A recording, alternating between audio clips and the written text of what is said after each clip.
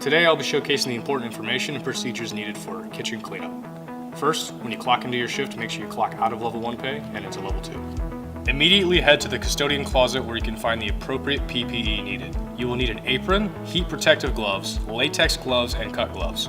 You will only be using warm soapy water and multi-cloth to clean and sanitize counters. Once you have your PPE, start by grabbing a cart and a plastic pitcher. Dump all employee drinks found at the drink station and collect all the cups. Place pitcher and cups on the cart and take them back to the dish room.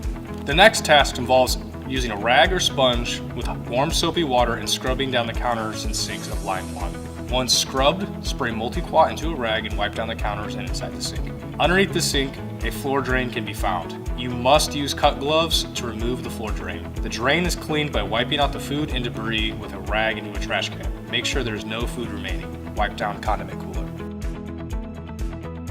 Once line 1 is completed, move over to line 2 and start on the tilt skillet. You will use Brillo pads, sponges, and rags to properly clean out the food and grease found on the bottom and sides of the skillet. Use the hose located on the left side of the skillet to spray it out. Use the crank to easily drain the soap and water. Next, you will scrub out the kettles with a long brush and vinegar water. Make sure you use the steamer gloves that reach to your elbows to protect you from hot water.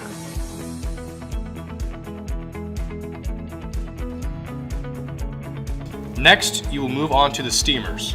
These are cleaned by using a rag of multi-quat and wiping down the entire inside and outside of the steamers. Make sure they are turned off before you start cleaning. Move on to the 2 warmers and make sure to wipe down the handles as well as the bottom of the warmer.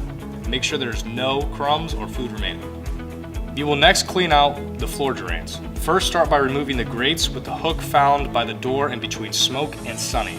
Spray all the food and debris towards the drain catcher. Once cleaned, remove catcher and throw away food found in it. Clean the counters and sink just like in line 1. Start working on line 3 by wiping out the kettles with soapy water if needed. Use vinegar water and scrub it out really well. Add a sheet tray underneath the kettle to catch any of the draining water. Underneath the grill, a long wire brush can be found and will be used to scrape the tops and bottoms of the grill. Ask the cook if this needs to be cleaned because it is not used every day. Grab a cart to gather the grease traps and take them to the oil bins found in the back dock. Remember to clean and sanitize the counters and sinks found on line 3 and 4.